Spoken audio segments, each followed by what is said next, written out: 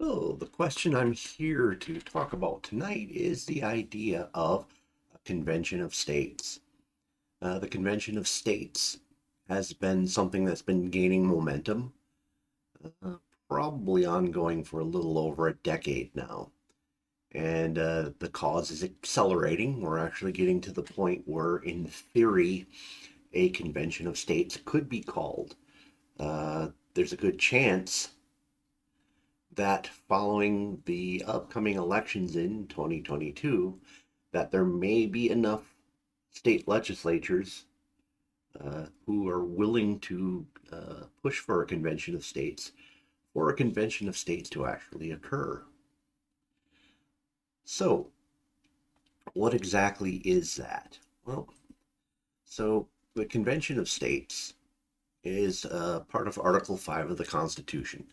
It's one of the ways the Constitution can be amended. I'll go ahead and just read it real quick. The Congress, whenever two-thirds of both houses shall deem it necessary, shall propose amendments to this Constitution, or on the application of the legislatures of two-thirds of the several states, shall call a convention for proposing amendments, which in either case shall be valid to all intents and purposes as part of this Constitution, when ratified by the legislatures of three-fourths of the several states, or by conventions in three-fourths thereof, as the one or other modes of ratification may be proposed by Congress. Okay, so the gist of it is what makes this kind of odd is this actually hasn't happened. Well, it kind of happened, and it came close to happening two other times that I'm aware of. All other amendments have essentially gone through the process of either Congress proposing them or states proposing them, going state by state by state, getting proposed, going up to Congress and getting approved, or vice versa, starting in Congress, going down to the states. What a convention of states does is it allows the states to theoretically draft up amendments that then would, if approved by three-quarters of the states at the convention, then could be approved by Congress. In theory, it could be a way of fast tracking amendments. Now, the thing that causes problems here is, one is the biggest problem is obviously historical, and I'll get into the history part of it in a bit. Uh, One of the things, another thing that's a difficulty is we don't actually know how a convention of states works because it's not been done. And what I read to you is the absolute entirety of the definition of the Convention of States. There are no particular rules set down for how it works. So, what's the problem? Well, see, one of the things that's very difficult for a lot of people to understand is that our constitutional convention that produced the Constitution in Philadelphia uh, was borderline, if not wholly, extra legal. And this is the part where the Convention of States supporters will start frothing at the mouth. If you want to spin somebody who's for a Convention of States completely through the roof, say the words runaway convention. Why would this bother them? Well, let me explain. So the origin, and one of the things under, I am not saying the Articles of Confederation were a superior document or form of government, not in the least. I think our Constitution is most likely superior. Uh, we never actually got to see if the Articles of Confederation had been amended. There's a possibility it could have been a superior document, but we'll never know. But we do know the Constitution currently is a better document than the Articles of Confederation. So understand that I am not defending one over the other at all. Well, I'm actually saying the Constitution's better, not the Articles. So the original Articles of Confederation were the document that guided the US government through the Revolutionary War. Essentially, the Articles of Confederation government is the government that defeated the British Empire. So it's not a small feat that the Articles of Confederation government was able to fulfill. So the Articles of Confederation get a massively bad reputation, and there's a reason why. Because historically, if you didn't make the Articles of Confederation look as bad as you possibly could, you can't justify replacing it with a constitution. If the Articles of Confederation were okay, it's really hard to justify a new constitution. So it had to be horrible. Our history of the period comes from Federalist historians. The history of the U.S. Constitution comes from Federalist historians. The aftermath comes from Federalist historians. They had a very much agenda to make this transition to a new government look like it was the best thing that ever happened. Now, mind you, for the most part, good things did happen. Uh, but a lot of things are overstated. And I'm not going to get too deep into this part now. Actually, I'm planning on doing another video talking about the Articles of Confederation and the actual step up to the Constitution, how we got there. But, so what happened at Philadelphia was the delegates were sent to Philadelphia to amend the Articles of Confederation and fix it. They literally did not spend any time on that task at all and went immediately to coming up with a new document, our current Constitution. Now, I'm not going to get into depth the arguments. This is something I'll cover in another video. But the gist of what people who are pushing the convention of states will try to tell you is, oh well, this is a very, it's not exactly the way it's portrayed, because there were meetings before the constitutional convention where people kind of decided this was going to be happening. But these were meetings in private. These were meetings amongst people who would become the Federalists, who'd already kind of made up their mind where they wanted to go. They were laying the groundwork for setting up this new Constitution, but it was not debated publicly. It was not well known to most of the state legislatures, where most of the power resided in the Articles of Confederation. So even though groups of people decided before they got there what they were going to do, that's not that's not essentially setting legal precedents. That's conspiring. So what ends up happening is most of the people, delegates who showed up for the convention, expected to be working on the Articles of Confederation, and they were immediately told, nope, we're not doing that, by the way. Here's this guy, George Washington. He's on our side, so you pretty much got to listen to what we got to say. And that's essentially how things went. A lot of delegates left the convention immediately saying, this isn't what we came here for. Of the people who came there, more people left without hearing the full debate or signing the Constitution than were actually present. See if I said that right. So basically, it was not a majority of the people who were present. It wasn't the majority of all the delegates who ended up signing the Constitution. So the term runaway convention is used to say that the convention in Philadelphia started out for one purpose and rapidly was transformed into something else. Now, what makes it extra legal, illegal or a little bit not kosher, depending on how you want to look at it, is the Articles of Confederation had two major things about it. It had two aspects. One, it was supposed to be a perpetual document, meaning that it was forever. It was not something that you could just say, okay, well, we're nullifying it and we're done. And that's what all the states agreed to originally.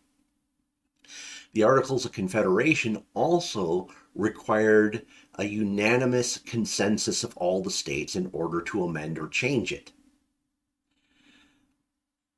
The people who wrote the Constitution essentially nullified the Articles of Confederation, saying nothing in it is no longer is valid anymore. And this new document can be approved by only 3/4 of the states. Now, you can make some valid arguments that, okay, well, the fact that this actually worked and went through says something about what people who backed the Constitution felt. They felt strongly about it versus how strongly they weren't willing to defend the Articles of Confederation as much as they were willing to push the Constitution.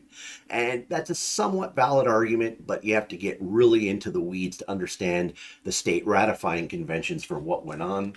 I will definitely talk about this book in more detail later, but this is the ultimate guide to understanding the state ratification conventions, which are essentially completely off the historical radar. Most people are oblivious to them.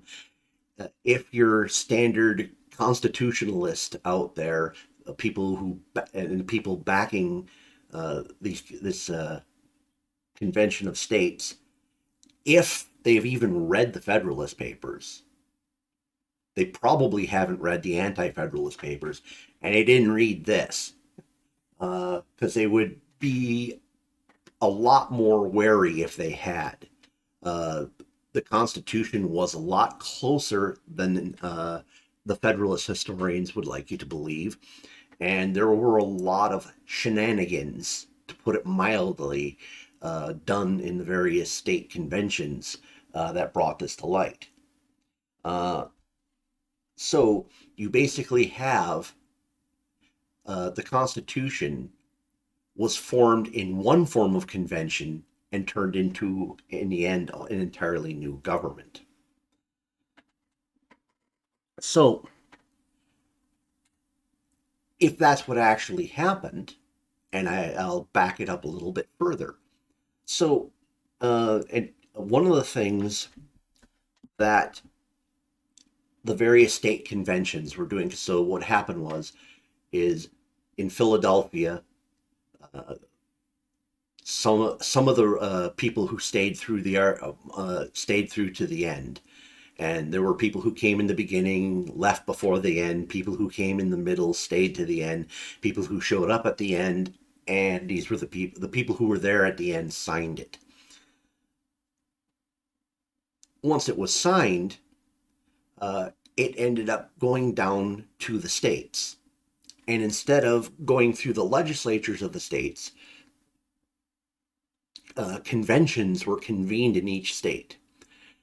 And part of getting it through the states that approved it,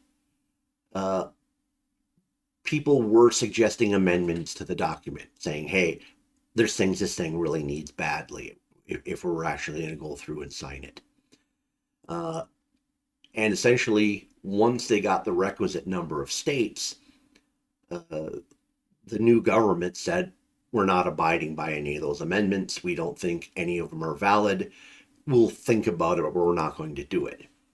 And so there was a huge groundswell for a Bill of Rights, because several of the states had that in their state constitutions, or some variant of a Bill of Rights. And the Federalists were absolutely opposed to it. And their logic wasn't completely ludicrous. Essentially, they said, well, we don't need these amendments because the Constitution is restrictive in nature. So therefore, these things you want as a Bill of Rights are areas that Congress and this federal government actually have no power in, so you don't need it. Now, what actually gets the Bill of Rights to be passed is kind of interesting. So, James Madison, who obviously is pretty much the father of the Constitution, he's the one who did all the heavy lifting. He helped basically work out a lot of the problems, all the various compromises to make the document work. And he was completely against a Bill of Rights as well. So when people finally got a look at this new document, they said, okay, well, look, there's this neat thing in there called a Convention of States in Article 5. Well, the Anti-Federalists said, okay, we're going to get enough people together to basically get a Convention of States going. Now, James Madison, who had been through, I'm assuming, pretty much all the convention, was horrified at the prospect, because he was afraid that if a Convention of States happened, that the Anti-Federalists at this Convention of States would do the same thing to his brand new Constitution that he had done to the Articles of Confederation. Why else would he suddenly change his mind? In fact, I do not have the passage handy, but in the book he does say, as one of his motivations for the Bill of Rights, was a maneuver to preempt a Convention of States forming. Okay, so if he thought that the Convention of States were completely bound by the Constitution, and the Constitution could not be actually thrown away in the process, why would he fear such a process? Well, exactly because he'd just done the same thing himself. So in order to preempt it, Madison approached Congress saying, hey, we really got to do this in order to preempt it. Now, historically, we don't know if they could have actually, if there was enough groundswell to actually do a Convention of States. But it's irrelevant because Madison thought they could, and he was afraid of it. So, various congressmen drafted up a Bill of Rights based on some of the suggestions that had come out of the state conventions. This was passed by Congress, sent down to the states, and eventually ratified, becoming the Bill of Rights, and at least probably preempted Convention of States. Now, the other notable time period that I am familiar with where a Convention of States seemed to be on the verge of happening was around the time frame of the 17th Amendment being passed. So there was a groundswell to basically help democratize the country further. And when the rumblings for a Convention of States reached the ears of congressmen, once again, they kind of said, I don't really know if we want to watch this happen. Let's just go ahead and pass some of their amendments so that we can basically stop this from happening. And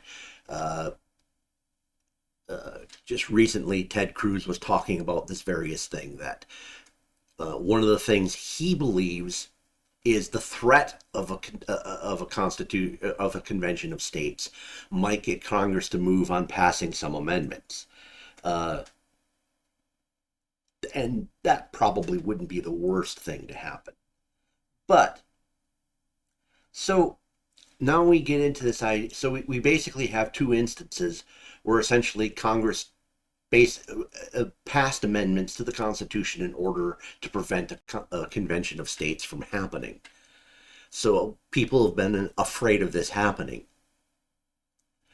So when you talk to people who are into this whole Convention of States thing, when you say, well, what about a runaway convention? And they will absolutely deny that anything like that ever happened at the Constitutional Convention. They'll say, oh, no, there was meetings ahead of time that laid the groundwork and set things up, and everybody knew it was coming, and everybody knew that the Articles of Confederation were horrible, and that pretty much it was just a slam dunk that everyone was going to want this Constitution, which is absolutely fictitious. So that is my first major concern. Because if you know historically that one, it did happen, and two, there were two instances in history where Congress went, holy crap, let's not have this happen, including one where the person who authored most of the Constitution was afraid of a convention of states happening. Shouldn't that give you some pause? And so, if these guys would say, yeah, we know that happened, and here's how this won't happen again, I would be a lot warmer to the idea. But when people are saying, nope, nope, nope, nope, nope, nope, nope, didn't happen, I'm like, you guys are ignorant. You really need to dig in and learn about your own constitutional history before you go off half-cocked like this. So, several other problems come to light now. So when you start talking to the people who, and if you go around and look at the various states that have been talking about having a convention of states, there are some pretty scary looking amendments that some people are proposing out there. So it's not like it's a process that's completely in control of the people who are setting this thing up. And they try to make it sound like they are completely in control of it. And so here is the circular logic that they use that really hurts my brain. So they'll tell you, okay, well, we need a convention of states. Well, why is that? Well, we need a convention of states because people aren't really following the Constitution. So we're going to set up this convention, and we're going to draft a bunch of new amendments, and they're all going to be good, and we're going to get exactly what we want out of it. And in the end, it's going to be much, much better for us. And you say, well, what if there was a runaway convention? Well, that never happened before. Okay, well, I'll even play along. It never happened before. What if it happens now? Oh, well, see, it can't happen because the people who are ignoring the Constitution will be bound by the Constitution to not allow a runaway convention to happen, because the Constitution doesn't allow for a runaway convention. So the people who aren't following the Constitution that we're attempting to bind with new amendments are going to follow the rules and not allow a runaway convention to occur. Do you see the problem? Okay, let's take it a step further. They're assuming that everybody's going to play by the rules that they're setting down. How is that going right now in general in the country? Okay, this is the same crowd that believes the last election was stolen. So these people who think that there are large groups of people out there who are conspiring to steal the election, an absolutely unconstitutional act, an act that's debased beyond all belief. But these people they're going to follow the rules when we do this convention because we want them to. Okay? These are the same people who, there are statutes on the books that say you can't protest outside the homes of judges because we don't want the popular processes to affect the way they make decisions. Okay, well, the same people you're counting on to follow the rules are ignoring the rules. They're letting these people go out and protest in direct violation of the law. Okay, keep going. These same people who are supposed to be upholding the laws let people riot across the country, destroying cities, killing people, doing untold amounts of property damage. And when it came time to enforce the law, they not only didn't arrest most of them, a lot of the people they arrested they let go, and the ones they didn't let go, they raised money around the country to let them go. These are the people who are also going to be playing on this field. It's not like it's going to be, well, we're going to be conservatives only sitting in this convention of states, and we're going to have absolute control of it. You won't. So, what's plan B? What do you do if it doesn't go down the way you think it's going to? They don't have a plan B. If they had a plan B, I might be a little bit warmer to this idea. But there isn't one. Okay, so here, to me, is like the nail in this coffin. A good half dozen nails in the coffin. It closes it up once and for all. Okay, so this crowd of guys, these conservatives who are going to make people who don't follow rules follow the Constitution, people who don't follow the Constitution follow the Constitution, and they're going to be in absolute complete control of it, and the results are going to be absolutely fantastic to where we're going to say, wow, this is the greatest thing that ever happened. Who are these people?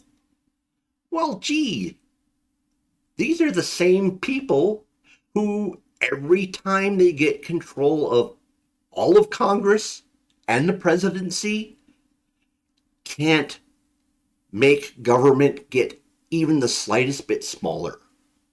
These are the same people who can't control people in their own party. These are the people who, when they're the majority, go, well, yeah, we're in charge, but we can't do anything because media says bad things to us. And there's rhinos over there, people who just somehow are in our party and we can't do anything about it. We can't control them, we can't tell them what to do, and we can't pass a single bit of legislation because of them. We're going to control a constitutional convention and get the exact amendments we want.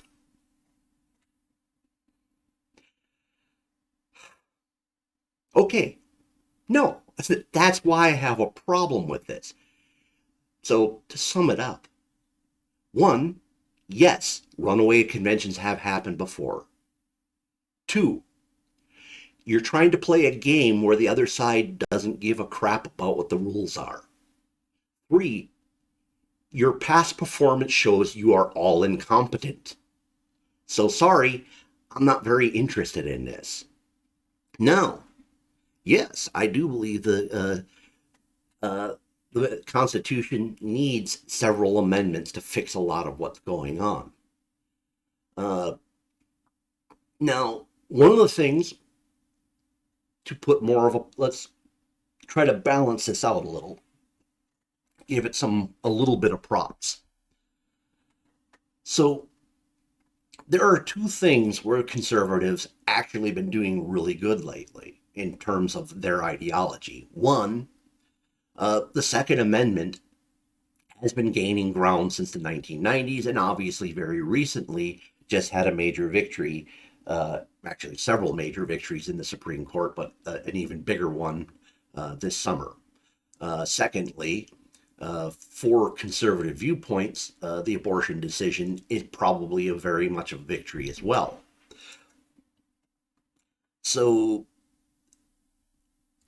one thing you have to understand my idea of how establishments work. If these decisions that are coming out of the Supreme Court are not an aberration, but in fact a expression of a shift in the establishment, or basically a faction in the establishment that has a greater voice, this could be indicating that a convention of states could be the product of that new voice in the establishment. If that were the case, then I would be wholeheartedly behind a convention of states, because I would expect more of the outcomes to come my way, and I wouldn't expect anybody to usurp the process. At the moment, I don't have a feeling for why the Supreme Court decisions are occurring the way they are in terms of how they relate to the establishment. So, with that said, I will continue to follow this Convention of States thing. I'm very leery of it, but if the backers of it were willing to look at things a little bit more realistically, I would be more willing to be on board. I mean, if they were willing to say, "Hey, we're in the republic's in a really bad place right now, and we're at a point where we're going to lose it all anyway. We might as well flip a coin and do this. And if it blows up in our face, we can say we tried our best. And if it works, then we can say, hey, it came out the way we wanted to." And if they were saying, okay, well, here's our plan B for a runaway convention. Here's our plan B for if the other side starts completely violating the rule system. You know, uh, I have this horrible vision of green and pink-haired people storming the location of the Convention of States and forming a Supreme Soviet. And you laugh, but things like that happened during the French Revolution and during the Russian Revolution. A convention of states has never happened before. Uh, is it, if it does occur, is it not somewhat revolutionary in nature? But if the people who backed it acknowledged the potential problems and explained how they would deal with those problems, I would probably be a backer of it. But until then, I will continue to snipe at it in what ways I can. Thank you very much for your attention. Hopefully, you learned something interesting here. And if you don't agree, comment. I'd love to hear what you got to say. If it's something extensive, I might even talk to it at length in a new video. Please consider subscribing. Please consider liking.